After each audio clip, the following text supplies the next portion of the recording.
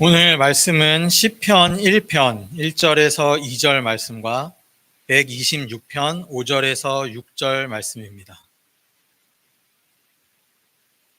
구약성경 805페이지 그리고 898페이지에 있습니다. 시편 1편 1절에서 2절 말씀부터 봉독하겠습니다.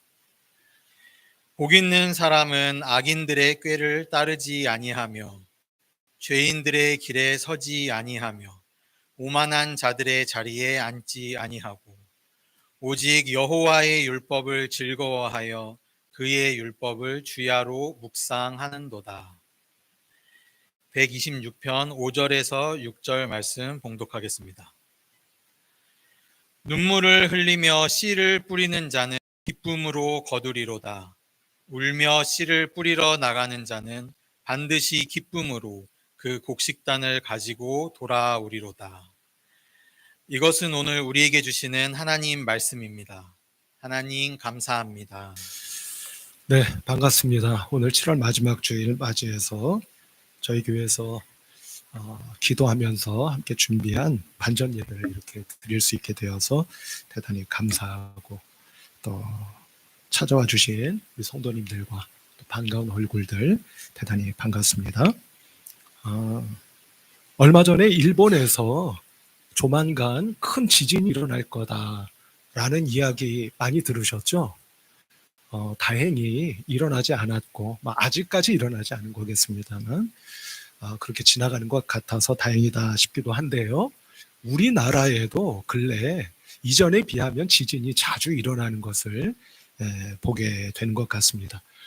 제가 아는 어느 목사님이 최근에 어느 자리에서 저와 함께 대화를 나누다가 지진 이야기가 나왔어요. 그랬더니 이런 말씀을 하시더라고요. 당신께서 아시는 어느 분이 아마 그게 일본이 아니었을까 싶은데요. 지진을 직접 경험해 본 적이 있다고 합니다. 근데 막상 지진이 일어나니까 그 공포감과 그 불안감 그것이 엄습해 오는데 이게 지진이 지나가고서 말입니다. 지나가고서 어떤 느낌이 들었느냐면 내가 서 있는 땅이 흔들린다고 하는 것을 경험하고 나니까 마음이 그렇게 안 좋더라. 기분이 오래도록 좋지 않더라. 하는 이야기를 하시더라. 하는 이야기를 들어본 적이 있습니다. 가만히 생각해 보니까 제가 만일 지진을 경험해 본다면 저도 아마 마음이 그렇지 않을까 하는 생각이 든 적이 있었습니다. 성도 여러분 아시다시피 성경에 보면 종종 지진에 대한 말씀이 나오는 것을 보게 되죠. 하나님께서 임재하실 때 또는 하나님께서 큰 역사를 행하실 때 땅이 흔들렸다, 지진이 일어났다, 땅이 터졌다 이런 기록에 말씀이 있는 것을 아마 여러분들이 보신 기억이 있으리라 생각합니다. 혹시 기억하십니까? 성경에서 말씀하는 지진이라고 하는 것이 어떤 신앙적인 또는 영적인 의미를 가지고 있는지 말씀드렸던 것을 기억하실지 모르겠습니다. 성경에서 말씀하는 지진은 아마도 이런 의미가 아니겠느냐 말씀드린 적이 있는데요. 한마디로 말씀을 드리면 우리 사람들이 만들어 놓은 모든 것이 다 어떻게 되는 겁니까?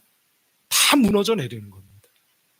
하나님의 역사 앞에서, 하나님 앞에서, 하나님 임재 앞에서 말입니다. 눈에 보이는 건물만 무너져 내리는 것이 아니라 예를 들면 그 지진이 일어날 때 내가 생각하고 있는 나의 생각, 나의 주장, 나의 계획, 나의 뜻 모든 것이 다 무너져 내리는 겁니다.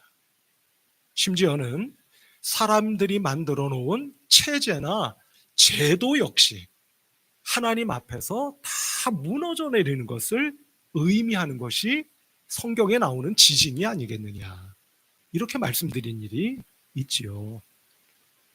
이처럼 사람들이 만들어 놓은 것은 그것이 무엇이든지 간에 영원하지 못합니다.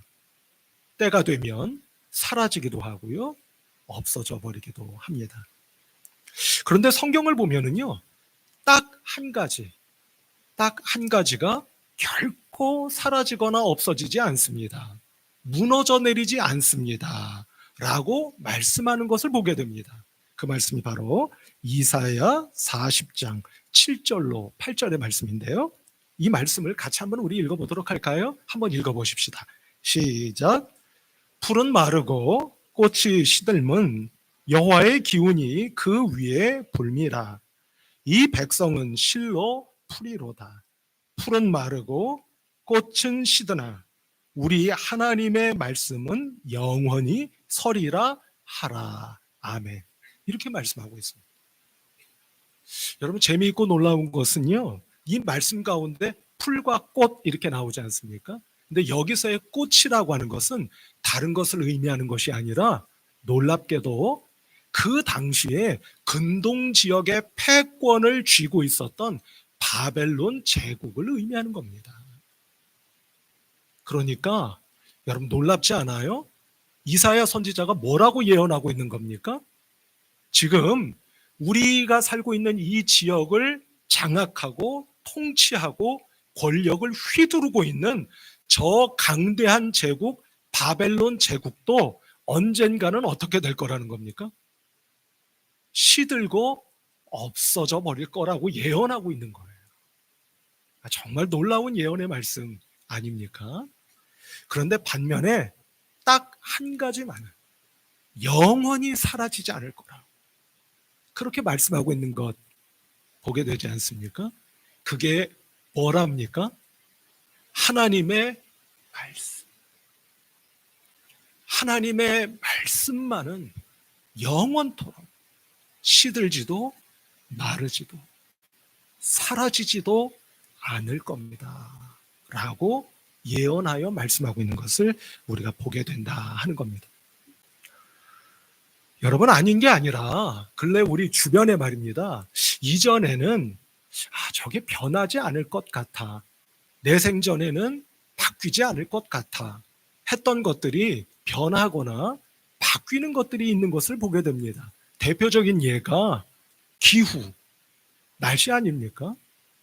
이제 우리나라 기후가 언젠가도 말씀드린 것처럼 학창시절 교과서에서 배웠던 온대성 기후가 아니라 이제는 무슨 기후예요? 아열대성 기후예요. 저쪽 동남아시아 쪽 기후가 이제 우리나라 기후가 돼버리는, 기후가 변했지 않습니까? 기후가 안 변할 것 같았는데 이렇게 변하고 말았습니다. 또 한 가지 예를 들면은요, 우리가 흔히 쓰는 말, 이 말도요 변하는 것을 보게 됩니다. 제가 예를 하나 들어볼게요. 여러분, 보통 지내실 때 대박 이런 말 하세요, 안 하세요? 에이, 제가 다 알고 있는데. 하세요, 안 하세요? 많이 하시죠? 무슨 일만 있으면 오, 대박 이러지 않으세요? 그런데 여러분, 한 15년, 20년 전쯤만 해도 이 대박이라는 말 우리가 일상어로 썼습니까? 안 썼습니까? 안 썼어요. 자, 조금 죄송한 말씀이지만 이 대박이라는 말은 원래 말입니다. 조금은 상스러운 말입니다. 그래서 이런 말을, 이런 단어를 입에 올리는 분이 계시면 아유, 저분은 좀 그러네, 이런 마음을 갖게 했던 말 아닙니까? 근데 그 말이 이제는 일상적으로 사용하는 일상어가 되어버렸죠. 어느 순간부터 말입니다.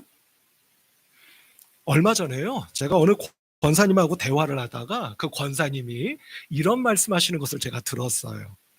당신의 고향댁, 고향집 이야기를 하시다가 목사님, 우리 집 앞에요 신장로가 있었어요 라는 말을 하시는 거예요. 제가 그 말을 듣고 깔깔깔 웃었습니다. 그러면서 이렇게 말씀드렸어요. 권사님 덕분에 한 20여 년 만에 그 단어를 제가 들어보는 것 같습니다 라고 말씀드렸어요. 여기 신장로 혹시 보이시나요? 네, 신작로. 이게 무슨 뜻이죠? 새로 만든 길. 옛날에 신장로라는 말 많이 썼잖아요. 지금 씁니까? 안 씁니까? 안 써요.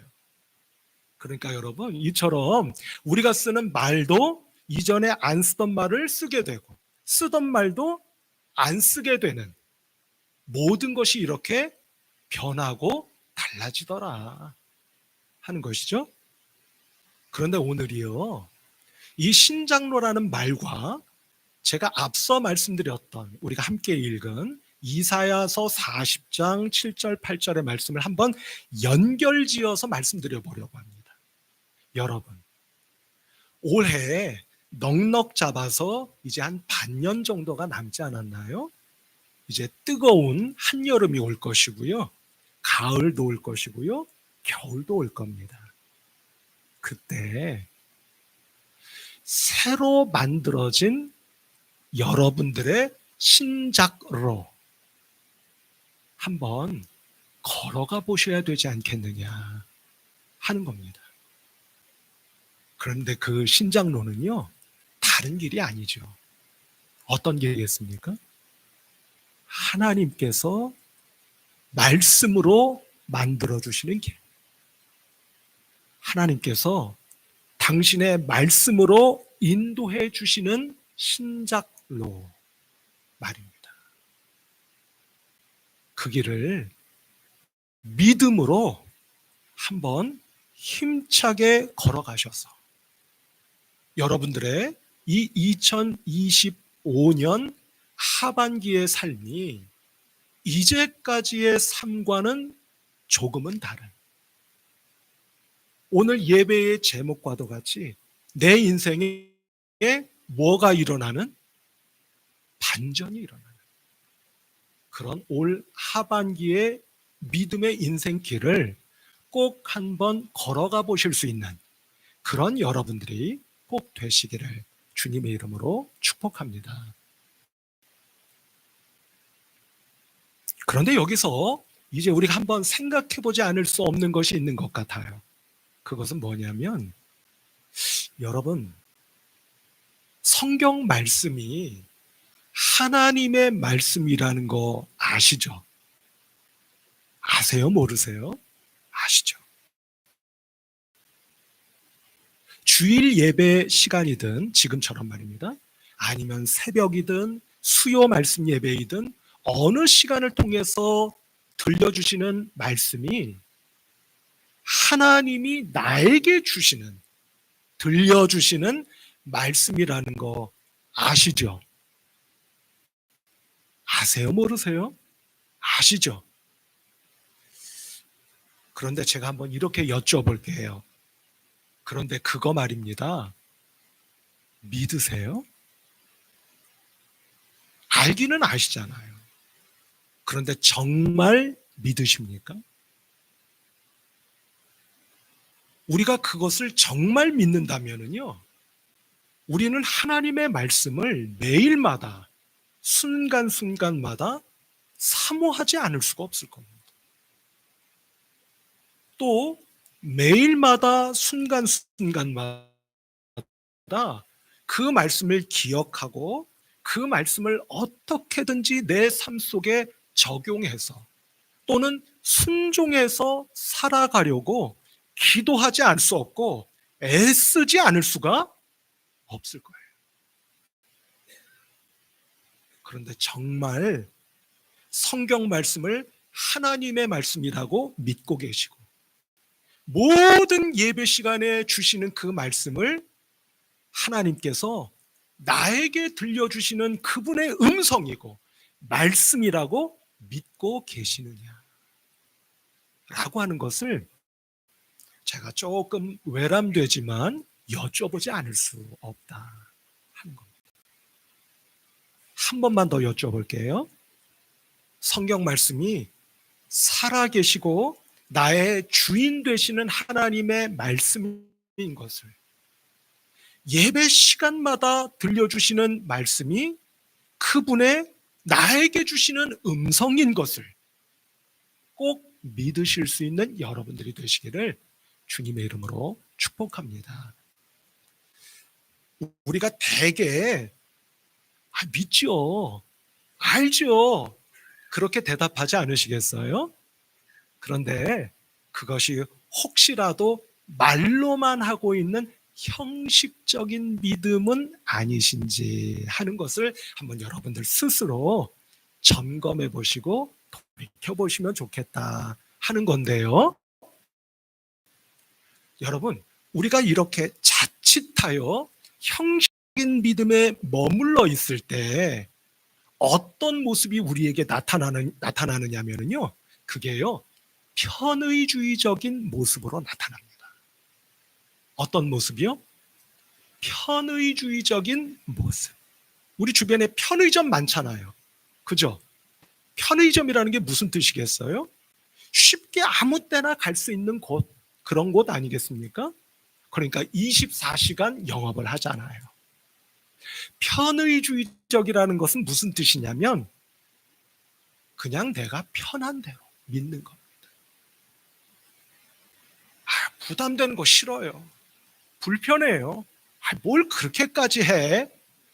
뭐 그렇게까지 기억할 필요 있고 뭐 그렇게까지 순종하려고 하는 필요 있겠어? 이런 마음, 그런 마음과 모습으로 드러나고 나타날 때가 있지 않으시냐 하는 겁니다. 근데 여러분 그거 아세요? 주님께서 그런 우리들의 모습을 준엄하게 꾸짖으셨습니다. 성경 말씀을 좀 한 곳 볼까요? 마가복음 11장 16절 말씀입니다. 여기 같이 한번 읽어보실까요? 시작. 아무나 물건을 가지고 성전 안으로 지나다님을 허락하지 아니하시고. 아멘. 제가 언젠가 여러분께 말씀드린 적이 있어요. 이 말씀은 어떤 말씀이냐면 예수님께서 예루살렘 성에 입성하셨잖아요. 입성하시고 가만히 보시니까 이거 문제 있는 겁니다. 어떤 문제가 있었느냐면 여러분들 아시죠? 유대인들이요, 입만 열면 성전. 유대인들은요, 성전 중심주의적인 신앙을 가지고 있었잖아요. 성전만 있으면 되는 거예요. 성전에 가서 제사 드리기만 하면 되는 거예요. 그런 생각을 갖고 있었던 분들이 유대인들입니다. 그런데 그런 유대인들이 어떤 행동을 하고 있었다는 거예요?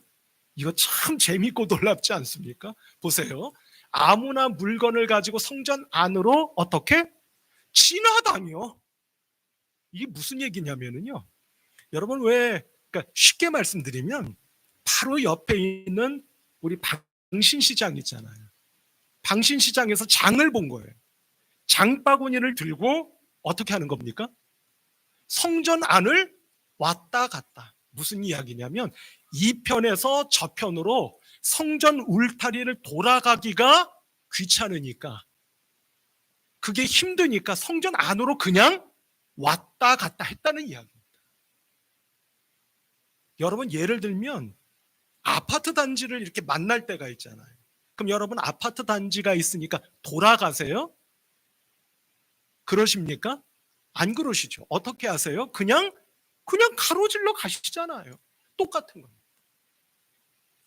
그 모습을 주님께서 보시고 어떻게 하셨다는 겁니까? 그렇게 하지 말라. 바꿔 말씀드리면 편한 대로만 하지 말아라 라고 말씀하고 계시는 것을 우리가 확인해 보게 된다 하는 겁니다. 그럼 여러분, 하나님의 말씀을 그럼 우리 어떻게 해야 될까 하는 거죠. 그것을 모르면 안 될 것 같아요. 그래서 오늘 본문 말씀 첫 번째 말씀을 보면 시편 말씀 1편의 1절 2절의 말씀을 우리가 함께 읽었습니다. 여러분, 복 있는 사람은 어떤 사람이라고 말씀하신 것 기억나세요? 어떤 사람이라고 말씀하셨습니까? 여호와의 율법을 즐거워하여 어떻게 한대요? 주야로 묵상하는 자, 그가 복된 사람이다 라고 하나님께서 우리에게 말씀하셨습니다. 여러분 기억하십니까? 여기서 묵상한다는 게 어떤 뜻인지 혹시 기억나세요? 어떤 뜻이었죠?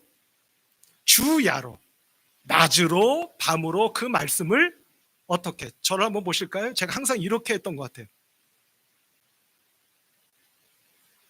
기억나세요? 뭐 하는 거죠? 하나님의 말씀을 내 입을 열어 읊조리는 겁니다. 읊조리. 생각날 때마다, 아니 생각을 하면서까지라도 그 말씀을 내 입을 열어서 중얼중얼 웅얼웅얼 하며 읊조리는 것, 그게 묵상이에요. 조금 더 구체적으로 말씀을 드릴까요? 이런 말씀도 제가 드린 일이 있죠. 원래 이 묵상한다는 말의 히브리어는 하가라는 말이라고 제가 말씀을 드렸어요. 그 뜻은 어떤 거냐면, 제가 조금 표현이 좀 외람된 거 여러분들 양해하시고 들으시기 바랍니다. 물어뜯고 핥아 먹는 거예요. 어떻게 한다고요? 물어뜯고 핥아 먹는 것을 하가라는 단어로 표현했습니다. 그 단어가 묵상이라는 단어입니다. 여러분, 사자나 호랑이가 말이죠, 짐승을 잡아먹어요. 죄송하지만 막 물어뜯어 먹지 않겠습니까? 그리고 나서 마지막에 어떻게 해요? 뼈다귀를 입에 뭅니다. 왜요? 뼈다귀에 붙어있는 마지막 살점까지도 다 핥아 먹으려고. 여러분, 사자나 호랑이가 왜 그렇게까지 할까요? 그렇게 해야만 내가 사는 거예요. 성도 여러분, 우리는요, 하나님의 뭐를요? 말씀을 어떻게 해야 한다고요? 물어 뜯어 먹고요, 핥아 먹을 때까지 먹어야 된다, 이 말씀이에요. 그래야 우리가 어떻게 되는 겁니까? 그래야 산다고 믿는 거예요. 성도 여러분, 하나님의 말씀을 한 귀로 듣고 한 귀로 흘려버리셔도 아무렇지 않은 여러분들이 되지 마시기를 주님의 이름으로 축복합니다. 하나님의 말씀을 들으시고요. 왜요? 그 말씀은 살아계신 나의 주인 되시는 아버지 하나님이심을 믿기 때문입니다. 그분의 음성을 듣고요, 듣는 것뿐입니까? 내 마음속에 새기고요, 간직하셔서 그 말씀을 한 주간 내내 읊조리고 또 읊조리는 겁니다. 그 말씀을 요렇게도 먹어보고요, 저렇게도 먹어보고요, 끝간대는 핥아 먹을 때까지 그 말씀을 먹는 거예요. 왜요? 그러지 않으면 내가 죽을 거라고 생각하기 때문인 겁니다. 그렇게 하나님의 말씀을 읊조리고 묵상하고 순종하고자 하는 자가 복되다라고 하나님은 우리에게 말씀하셨습니다. 여러분, 왜 복될까요? 제가 오늘 여러분들께 간단하게 두 가지만 말씀드리려고 합니다. 먼저 첫 번째는요, 하나님의 말씀을 그렇게 묵상하는 사람들은요, 자기의 삶에 집중해서 살게 됩니다. 어떻게 살게 된다고요? 자기의 삶에 집중해서 살게 된다고요. 여러분, 집중한다고 말씀드리니까 혹 마음속에, 아니 당신이 뭘 알아? 내가 내 삶에 집중해서 살지 그러면 집중 안 하면서 살 것 같아? 라고 말씀하실 것도 같아요. 그런데 여러분, 그것과는 조금 궤를 달리하는 이야기입니다. 제가 제 개인적인 말씀을 드려서 조금 죄송하지만 한 가지 말씀을 드릴게요. 지난 수요일 점심 식사를 하고 제가 늘 그렇듯이 이 주변을 산책합니다. 떼약볕이 내리쬐는데도 산책을 해요. 산책하면서 제 마음속에 계속 이런 생각이 드는 겁니다. 그날 새벽에 하나님께서 우리에게 주신 말씀이 있었어요. 여러분, 요즘 미국의 대통령이 도널드 트럼프라고 하는 대통령이 있죠. 그분의 캐치프레이즈는 뭡니까? 그건 다른 것이 아니라 아메리카 퍼스트, 무조건 미국 제일주의. 우리에게 이득이 되면 뭐든지 괜찮아, 우리에게 이득이 안 되면 뭐든지 안 돼 라고 하는 아메리카 퍼스트, 그게 그분의 주장 아닙니까? 그 이야기를 제가 성도님들께 말씀드리면서 무슨 말씀을 드렸느냐면, 따라서 우리는 무슨 퍼스트? 하나님 퍼스트. 우리는 오늘 하루를 그렇게 사십시다 라고 말씀을 나눴어요. 길을 걷습니다. 제 마음속에 계속 떠오릅니다. 하나님 퍼스트, 하나님 퍼스트. 나는 오전에 하나님을 정말 먼저라고 생각하고 살았을까? 되돌아보는 겁니다. 아울러 그러면 남은 오늘 하루 동안 내가 어떻게 말하고 행동해야 하나님 퍼스트가 되는 믿음의 삶을 살게 되는 걸까? 그 생각을 되뇌이며 길을 걷는 겁니다. 그러면 성도 여러분, 말씀에 비추어서 나의 마음과 삶을 항상 되돌아보게 되는 것 아니겠습니까? 그것이 어떻게 사는 것이죠? 내 삶에 집중해서 살아가는 삶 아니겠습니까? 하나님의 말씀을 통해서 여러분들의 삶이 물론 어느 분이 내 삶을 건성건성 살아가는 분이 계시겠습니까만 서도 하나님의 말씀을 통해서 순간순간마다 나의 모습과 마음을 끊임없이 되돌아보고 되돌아보며 점검해보고 또 점검해 볼 수 있는 내 삶을 집중하여 살아감으로 내 삶이 더욱 풍성해져 가는 믿음의 삶, 말씀 그대로 복되지 아니할 수 없는 믿음의 삶을 하루 어느 한나늘도 빠뜨림 없이 믿음으로 살아가실 수 있는 참으로 복된 성도님들 모두가 되시기를 주님의 이름으로 축복합니다. 제가 두 가지를 말씀드린다고 했죠? 두 번째는 이겁니다. 말씀을 묵상하며 살아가는 삶이 복된 것은 다른 것이 아니고요. 말씀으로 내 삶이 나 자신이 완성되어 가기 때문이에요. 어떻게 되어갈 수 있다고요? 놀랍지 않습니까? 나 자신과 내 인생이요 완성되어 갈 수 있다는 말씀. 여러분 혹시 남녀가 사랑을 나누는 로맨틱한 영화 보신 일 있으세요? 있다고 해도 괜찮으세요? 저도 많이 봤습니다. 근데 제가 본 로맨틱 영화들 가운데 가장 로맨틱한 대사가 있어요. 남자가 사랑하는 여자에게 이렇게 말하는 게 저는 가장 로맨틱한 대사인 것 같더라고요. 그게 뭐냐면 남자가 여자에게 이렇게 말합니다. 당신은 말이야 나를 완성시켜줘. 조금 낯간지러우시죠? 근데 이게 무슨 뜻입니까? 당신은 말이야 나의 부족한 것을 어떻게 해준다는 거예요? 채워준다. 그런 뜻 아닙니까? 그런 말을 듣고 어느 여인이 남자를 사랑하지 않을 수 있을까? 그런 아주 로맨틱한 대사를 제가 들어본 일이 있어요. 그런데 성도 여러분, 우리의 인생을 완성시켜주는 것이 있다는 말씀입니다. 그게 뭐라고요? 그 남자의 대사예요. 그게 아니고요. 오늘 그 말씀 드리고 있지 않습니까? 하나님의 뭐가요? 하나님의 말씀이 나 자신과 내가 살아가는 인생을 완성시켜준다는 말씀입니다. 왜요? 하나님의 말씀은 우리의 인생을 완성시켜 주시는 설계도이기 때문입니다. 여러분, 설계도 없이 건물 지을 수 있습니까? 못 지어요.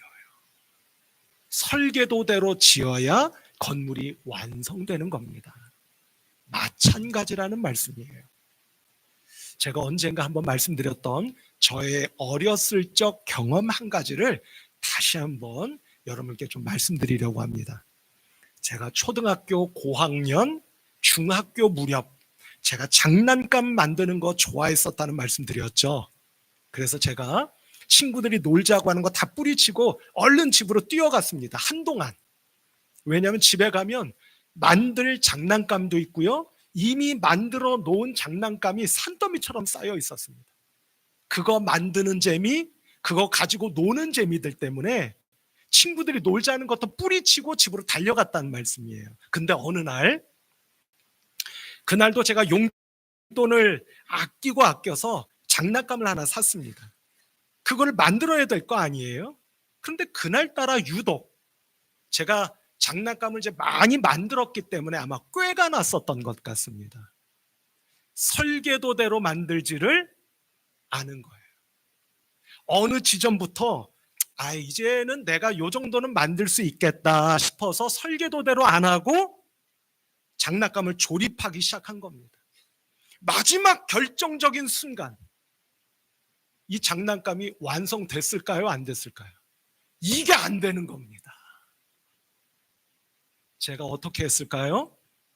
눈물을 머금고 다 만들어 놓은 완성 직전의 장난감을 다시 해체하는 거예요. 언제까지? 어느 지점까지? 설계도대로 하다가 꾀가 나서 설계도를 보지 않고 내가 할 수 있겠지 싶어서 제 마음대로 조립하기 시작했던 그 지점부터 말입니다. 다시 해체한 장난감을 그 설계도대로 조립하기 시작했습니다. 마지막 순간 그 장난감이 완성됐을까요? 안 됐을까요? 완성이 되었습니다. 무엇대로 했더니요? 설계도대로 만들었더니 말씀입니다. 성도 여러분, 하나님의 말씀은 우리의 인생을 만들어서 저의 인생, 여러분들의 인생을 완성시켜 주실 수 있는 유일한 설계도임을 믿으시는 여러분들이 되시기를 축복합니다. 따라서 말씀을 따라 살아가는 한 여러분 자신과 여러분들의 인생은 그 말씀대로 완성되어져 가는 길을 서서히 걸어가게 되는 축복을 누리시게 될 줄로 믿습니다. 이제 마지막으로 앞서 말씀드린 신장로 이야기를 제가 조금 달리 말씀드리려고 합니다. 한번 보실까요? 같습니까? 다릅니까? 같아요? 달라요? 다릅니다. 지난 한 주간 동안 말씀을 준비하는 과정 속에서 문득 제 마음속에 떠오르는 것이 하나 있었습니다.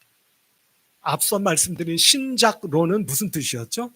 새로 만들어진 길이라는 뜻이었어요. 지금 제가 여러분께 보여드리는 이 신작로는 무슨 뜻이 되겠습니까? 맨 앞에 있는 신자가 달라졌죠. 새 신자에서 하나님이라고 하십시다. 하나님 신자로 바뀌었습니다. 그러면 어떤 뜻이 되죠? 하나님이 만들어주시는 길. 그 길은 어떤 길이라고 말씀드렸죠? 당신께서 무엇으로요? 말씀으로 우리에게 만들어주시고 인도해 주시는 그 길 말입니다.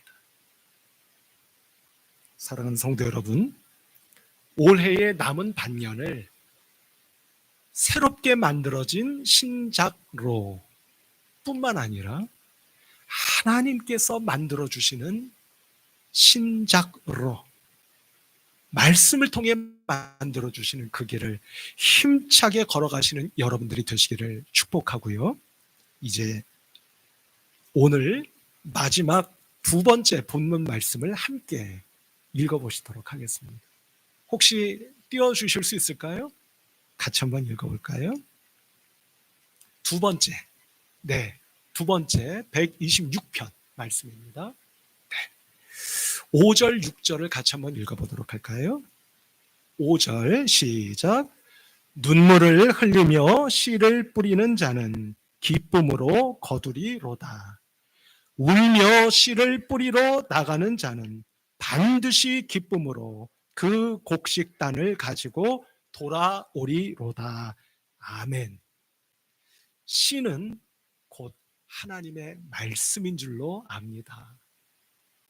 눈물로 힘들고 어려울 때에도 내 삶에 하나님의 말씀인 하늘의 씨앗을 뿌리는 여러분들에게 곡식단을 거두고 가지고 들어오게 되는 놀라운 축복의 반전의 역사가 여러분들 모두에게 임하시기를 우리 주님 예수 그리스도의 이름으로 축복합니다.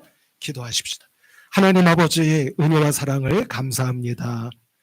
하나님의 말씀을 굳게 믿고 묵상하며 살아갈 때 저희들에게 반드시 복된 믿음의 길을 열어주실 것을 믿습니다. 오 아버지 하나님, 이 시간 성령님을 통해 저희들의 마음의 문을 열어주셔서 오직 하나님의 말씀만이 영원하기에 그 말씀에 의지하여 붙들려 저의 남은 반년의 삶을, 아니 저의 남은 인생길을 걸어가기 원합니다. 하나님 붙잡아 주옵소서. 간절히 기도하며 말씀에 순종하기 원하는 믿음의 모든 성도들로 축복하여 주옵소서. 예수 그리스도 이름으로 간절히 기도하옵나이다. 아멘.